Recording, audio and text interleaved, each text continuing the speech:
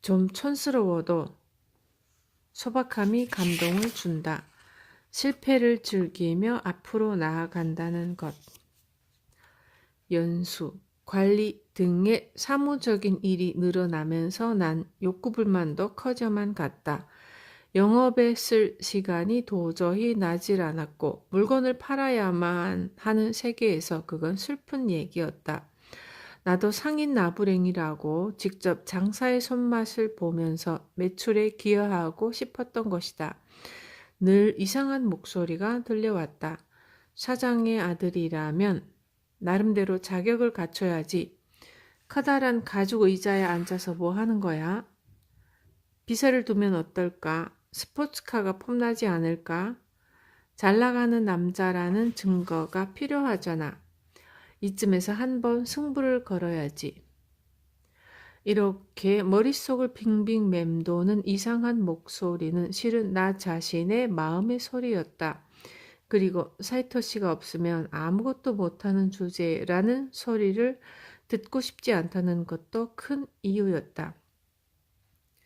아무도 그런 악담을 하지 않았건만 장사에서 손을 놓고 있으려니 상인으로서 제 몫을 하지 못하고 있다는 자괴감이 들었고 스스로에게 괜한 압박을 가하는 나쁜 습관이 또다시 고개를 쳐들고 있었던 것이다. 돌아보면 늘 사이토 씨의 도움을 받으면서 살아온 것 같았으며 노점상 때부터 처음에는 순순히 말을 잘 듣다가 좀 익숙해질만 하면 뭐든 혼자서 할 수 있다고 믿고 제멋대로 행동하고 실패하고 사이토 씨의 도움을 받는 정해진 수순을 반복했다. 무책임한 놈, 혼자선 아무것도 못하냐? 한번 승부를 걸어봐. 마음속의 목소리가 자꾸만 나를 채찍질했다.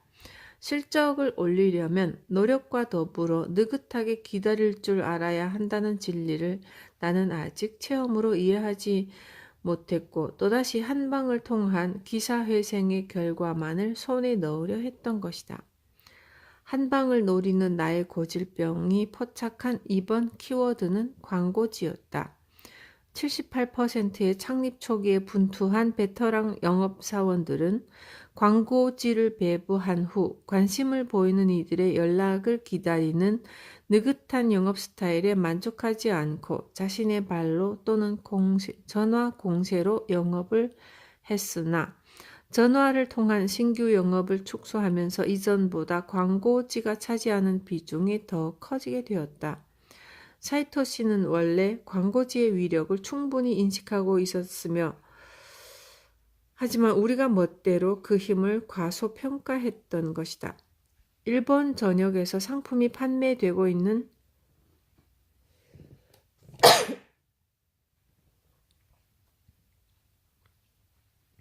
대기업이라면 TV 광고도 브랜드 이미지를 인식시키는데 효과적이라 할 수 있지만 우리와 같은 소매상인에게 그와 같은 방법은 리스크가 큰데 비해 매출과는 직접적으로 연결되지 않는다.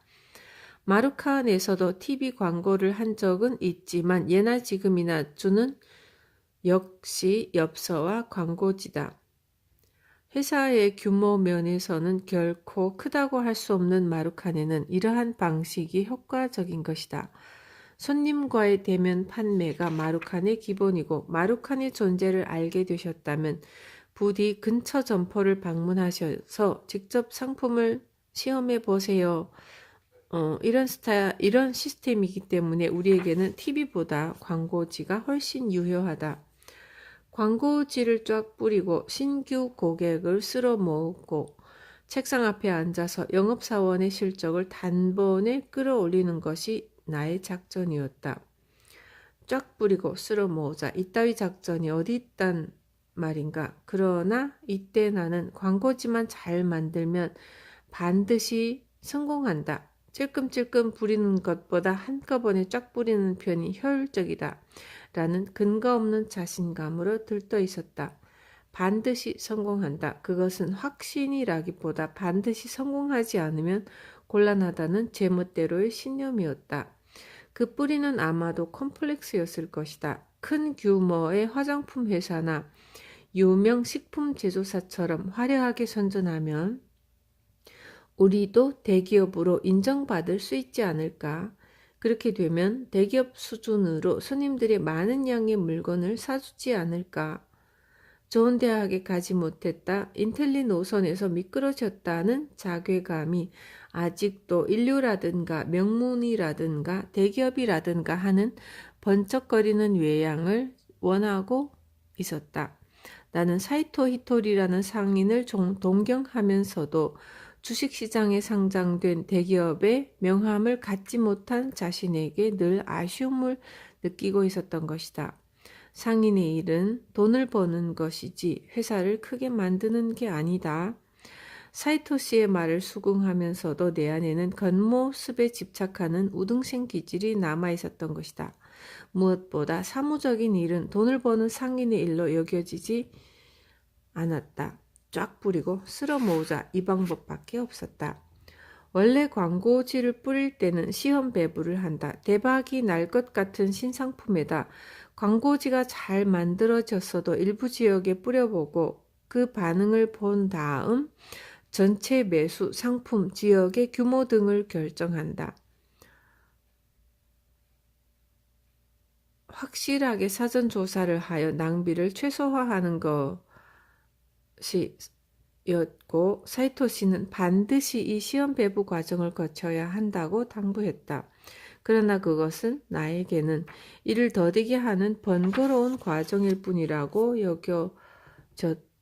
광고지만 잘 만들면 시험 배부 따위는 할 필요도 없어. 한 방에 승부를 내자. 나의 독선적 행동은 도를 넘어서고 있었다. 사이토 씨는 바쁘니까 광고지 작성까지 부탁하지는 말고 광고지 정도는 우리가 만들어서 사이토 씨의 부담을 덜어주자는 그럴듯한 이유를 내세워서 어머니를 설득한 다음 나는 광고지 배부 작전을 결행했다. 그렇다고 해서 특별히 색다른 광고지를 만든 것은 아니었고 나에게 있어서 좋은 광고지란 화려하고 세련된 광고지였다.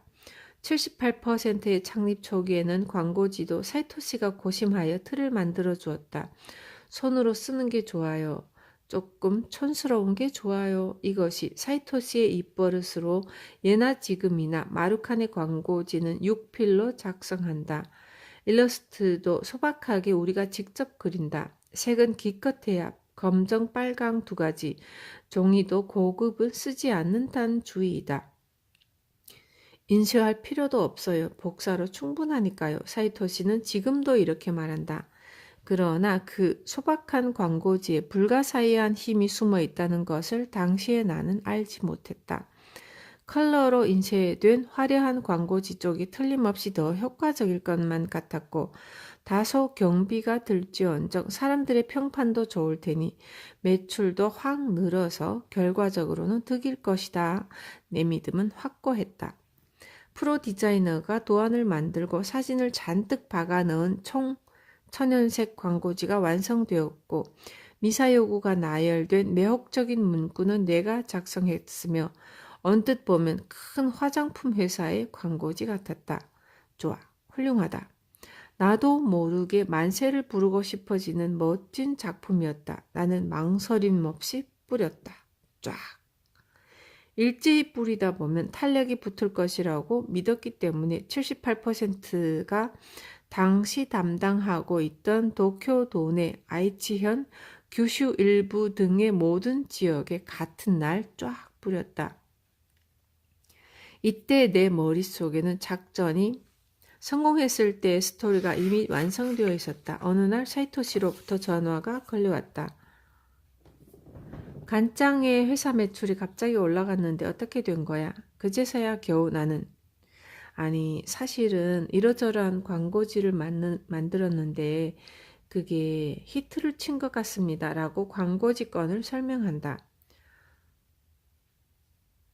와 대단한데 간장 사이토 씨의 말에 아니요 아직 멀었습니다. 하하하 라고 웃으면서도 겸허하게 대답하는 나. 웃으면서 겸허하게 대답하는 부분까지 이야기는 완성되어 있었다. 남은 일은 반응을 기다리는 것뿐이었다. 전화가 요란하게 울리기를 있기를 기다리는 것뿐이었다. 그러나 반응이 없었고 전화도 전혀 없었고 그 광고지를 봤다는 전화 한 통도 오지 않았다. 예상 외의 일이 일어나면 소리가 사라진다. 대학 입시에서의 원서 미제출 사건 때는 순식간에 사건이 벌어졌으므로 주의가 모음이 되는 현상도 갑자기 찾아왔고 사람의 목소리도 주위의 목소리도 들리지 않게 되는 것이다. 그래도 이번에는 전화로 조금씩 반향이 올 것이라고 예상했기 때문에 광고지를 뿌린 후 2, 3일은 아직 여유를 부릴 수 있었다. 그것이 5일이 지나고 일주일이 지나면서 차츰 늘어야 할 전화가 전혀 울리지 않는 날이 이어지자 서서히 주위의 소리가 들리지 않게 되었다. 앞이 캄캄했고 무언가 착오가 생겨서 광고지가 뿌려지지 않은 게 아닐까? 나는 광고지 배부를 의뢰한 각 지역의 신문 광고업자, 우편업자에게 죄다 전화를 걸었고 분명히 광고지는 뿌려져 있었으며 그러나 반응은 전혀 없었다. 이때 뿌린 광고지는 전부 100만 매였다. 디자인 대금, 종이 대금, 인쇄 대금, 신문 광고물 대금, 우편 대금 등의 경비가 당시 돈으로 약 3천만 엔. 하루 만에 3천만 엔이 날아가 버렸다. 아담한 아파트 한 채를 살 만한 돈을 모조리 시궁창에 던져버린 듯한 기분이었다. 어머니는 할 수 없지, 뭐 내가 허락한 일이니 내 책임이다 라고 말해주었지만 그런 말을 들으니 오히려 나 자신이 견딜 수 없을 만큼 한심스럽게 느껴졌다. 대기업이라면 수천만 엔의 리스크쯤은 경비로 처리될지 모르지만 우리와 같은 소매업자가 하루에 날려버리기에는 3천만 엔은 너무나 큰 액수였다. 모든 사원이 얼마나 피지땀을 흘리면서 일해야만 이만큼의 금액을 만회할 수 있을까? 불같이 타오르던 기세는 어디론가 사라지고 나는 또다시 반성의 늪에 깊숙이 가라앉고 말았다. 평범한 샐러리맨이라면 심할서나 사표를 써야 할 일이었지만 나는 사표를 썼어도 수리되지 않았다. 그 3천만 원짜리 광고지 사건은 무엇이었을까? 사건 이후에 나는 곰곰이 생각해 보았다. 물론 시험 배부를 하지 않았던 것이 절대적인 잘못이었다. 중대한 결정을 내리기 전에 미리 상황을 파악하고 리서치를 해두는 신중함은 모든 업무에 필요한 덕목이다. 그 준비를 게을리 하지 않았다면 그토록 큰 손실을 입지는 않았을 것이다. 그리고 문제지는 광고지 자체에도 있었다. 손으로 쓰는 게 좋아요, 조금 촌스러운 게 좋아요 라는 사이토시의 가르침을 무시하고 나는 많은 돈을 들여 광고지를 치장했고 보기 좋은 편이 사람들의 관심을 더 끌 것이라고 믿은 것은 나뿐이었다. 광고지는 손님 쪽을 향하고 있지 않았다. 내가 만든 광고지는 평소에 경쟁 의식을 갖고 있던 대기업 쪽을 향해 있었다. 우리도 지지 않아. 우리 광고지도 그럴듯해. 내 멋대로 라이벌이라고 망상하는 보이지 않는 기업을 상대로 한 정체불명의 광고지였던 것이다. 내가 짜낸 미사 요구는 손님에게 득이 되는 메시지를 전달하고 있지 못했다. 사이토시는 손으로 작성해야 하는 이유는 손님에게 편지를 쓰는 것이기 때문이죠. 라고 말한다. 자신이 지금 자신있게 권유하고 있는 것, 권하고 싶은 것, 전하고 싶은 이야기, 손님이 기뻐하기를 바라는 마음을 편지를 쓰는 것처럼 정성껏 작성하세요. 내가 만든 고급 컬러 광고지는 편지가 아니라 단순한 인쇄물이었다. 글씨를 못 써도 괜찮아요. 아니, 글씨를 못 쓴다고 생각하는 사람이 쓴 것일수록 반향이 좋을 겁니다. 당연한 일이죠. 글씨에 자신이 있는 사람은 자기도 모르게 거침없이 술술 써나가게 됩니다. 하지만 글씨가 서툰 사람에게 손으로 쓴다는 것은 큰 일이기 때문에 최선을 다해서 열심히 쓰겠죠. 그렇게 열심히 쓴 글씨에는 힘이 깃들어 있다고 나는 믿습니다. 그 말이 맞았다. 우리도 광고지를 손으로 작성하게 되면서 안 것인데 글씨에 자신이 있는 쓴 경우는 확실히 반향이 별로 없다. 반대로 글씨를 못 쓴다고 꽁무니를 빼는 사람이 필사적으로 만든 광고지는 반응이 좋았다. 무슨 일이든 심혈을 기울여서 하면 반드시 힘이 생깁니다. 오러가 발산되는 것이죠. 손님이 그것을 눈치채지 못하겠습니까? 이것을 과학적으로 증명할 방법은 없지만 분명히 그랬다. 소박하게 손으로 작성한 광고물일수록 상대에게 취지가 잘 전달된다는 것은 지금도 헛되게 경험하고 있는 진리이다. 어쨌든 광고지 살포 사건으로 오마타 간타는 또다시 침몰했다. 미칠 것만 같았다. 이때는 3개월 정도 제대로 몸을 가누지 못했던 것 같다. 어느 날 사이토 씨로부터 전화가 걸려와서 간장의 회사 매출이 갑자기 올라갔는데 어떻게 된 거야와 같은 이야기는 되지 못했다. 그런 이야기로 전개되지 못했기 때문에 사이토 씨는 광고지 살포 사건을 얼마간 알지 못하고 있었다. 실은 내가 입을 다물고 있었던 것이다. 손실액도 크기도 그렇지만 내게는 사이토 씨의 가르침을 무시하고 비밀 작전을 추진한 잘못이 있었기 때문에 이번만큼은 고개를 들 수가 없었다. 어머니도 사원의 실패는 사장의 실패라고 생각했기 때문에 모자간의 침묵을 지키고 있었다. 그러나 사이토 씨에게 계속 거짓말을 하는 것은 무리였다. 광고지를 뿌리고 2달 정도 지나서 사이토 씨를 만날 기회가 있었는데 물론 나는 시치미를 뗄 작정이었으나 사이토 씨가 먼저 물어왔다. 왜 그래? 그때 나는 얼굴이 벌개져서 가만히 두어도 사건의 전말을 몽땅 털어놓을 만큼 수다를 늘어놓고 있었다. 왜 그래? 사이토 씨가 정면으로 응시하며 물어오자 더 이상 버틸 재간이 없었다. 나의 실패담을 2달간 숨겨왔던 노력은 물거품이 되고 말았다. 나는 광고지 살포 사건의 개요를 전하고 보고하지 않은 데 대해 사죄했다. 사이토 씨는 제정신이 아니었구나 하면서 웃었다. 네, 제정신이 아니었답니다. 제정신이었다면 도중에 그만둘 수도 있었겠지만 제정신이 아니었으니 어쩔 수 없는 일이지. 이번에 아주 좋은 공부를 했구나. 사이토 씨는 말을 이었다. 그걸로 회사가 망하지는 않을 테니 걱정 말고 다음에 좀 더 분발하도록 해. 사이토 씨는 자제심을 잃고 화내는 일이 없는 사람이다. 어째서 전 이런 실패만 계속 이렇게 되풀이하는 걸까요? 풀이 죽은 나에게 사이토 씨는 너무 어렵게 생각하지 않아도 돼 라고 말했다. 뭐든지 어렵게 생각하는 사람은 좀처럼 첫 발을 내딛지 못하지. 그건 도전하지 않게 된다는 거야.